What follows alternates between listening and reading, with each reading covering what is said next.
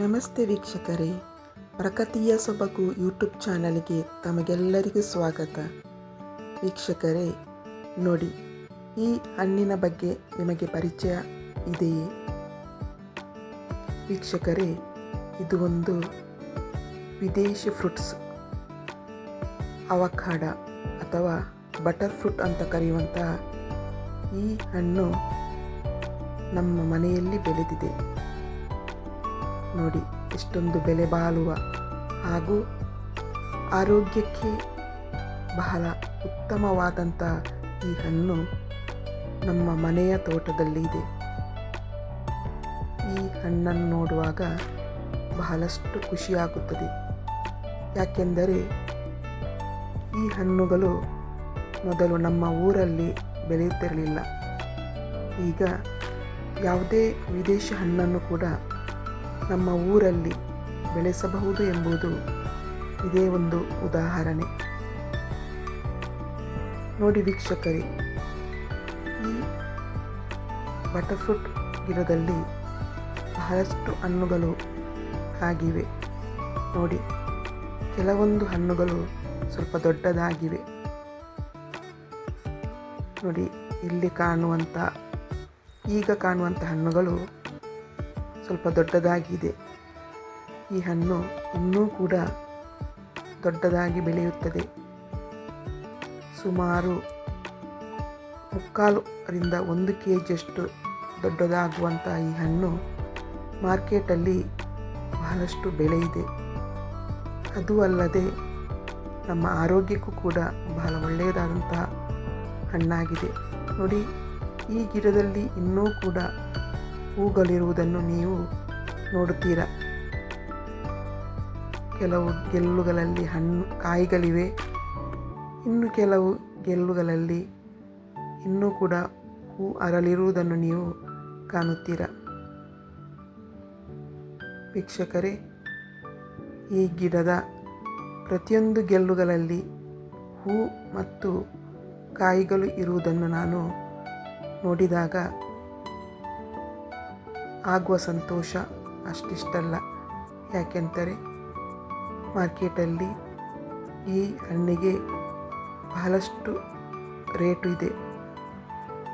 ನಮ್ಮ ಮನೆಯಲ್ಲಿ ಯಾವುದೇ ರಾಸಾಯನಿಕ ಗೊಬ್ಬರವನ್ನು ಹಾಕದೆ ಸಾವಯವ ಗೊಬ್ಬರವನ್ನು ಹಾಕಿ ಬೆಳೆಸಿದಂತಹ ಈ ಒಂದು ಫ್ರೂಟ್ಸು ಬಹಳ ಮನಸ್ಸಿಗೆ ಖುಷಿಯನ್ನು ಕೊಡುತ್ತದೆ.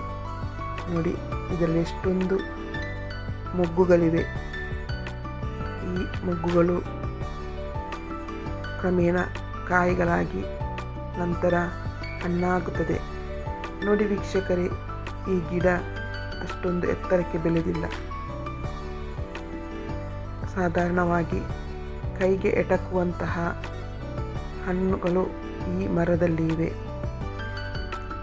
ಈ ಗಿಡವನ್ನು ನಾನು ನರ್ಸರಿಯಿಂದ ತಂದಿರುತ್ತೇನೆ.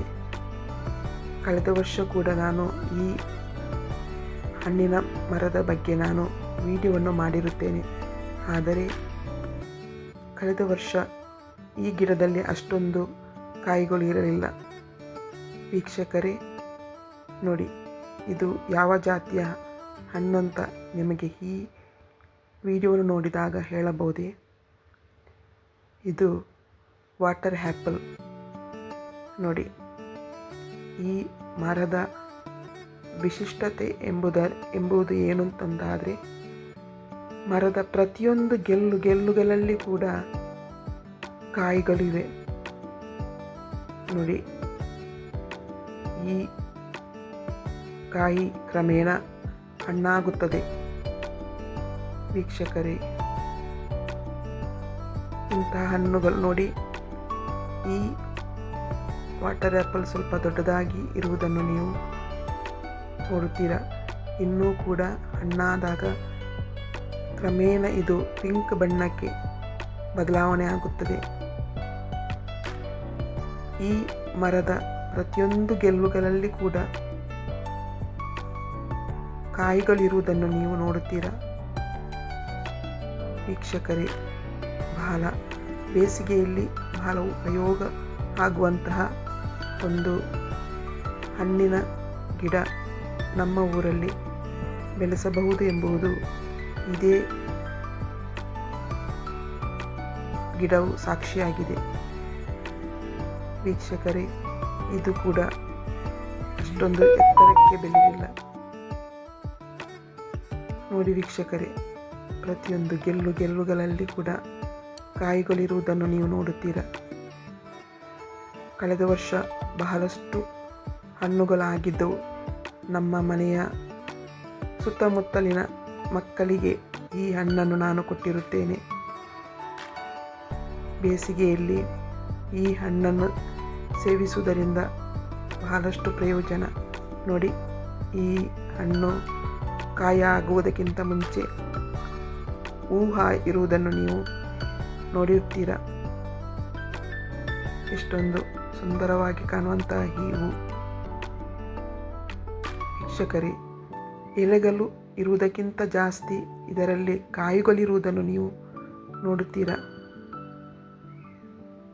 ಇದರಲ್ಲಿ ಮನುಷ್ಯನ ದೇಹಕ್ಕೆ ಬೇಕಾಗುವಂತಹ ಎಲ್ಲ ಪ್ರೋಟೀನ್ ಅಂಶಗಳಿರುವುದರಿಂದ ಬೇಸಿಗೆಯಲ್ಲಿ ಇದು ಬಹಳ ತಿನ್ನಲು ಉತ್ತಮವಾದಂಥ ಹಣ್ಣು. ಹಾಗೂ ಈ ಹಣ್ಣಲ್ಲಿ ಹೆಚ್ಚಿನ ನೀರಿನ ಅಂಶ ಇರುವುದರಿಂದ ನಮ್ಮ ಆರೋಗ್ಯಕ್ಕೂ ಕೂಡ ಬಹಳ ಉತ್ತಮವಾಗಿದೆ. ನೋಡಿ, ಕೆಲವೊಂದು ಈ ಮರದಲ್ಲಿ ಹೂಗಳು ಇರುವುದನ್ನು ನೀವು ಕಾಣುತ್ತೀರಾ.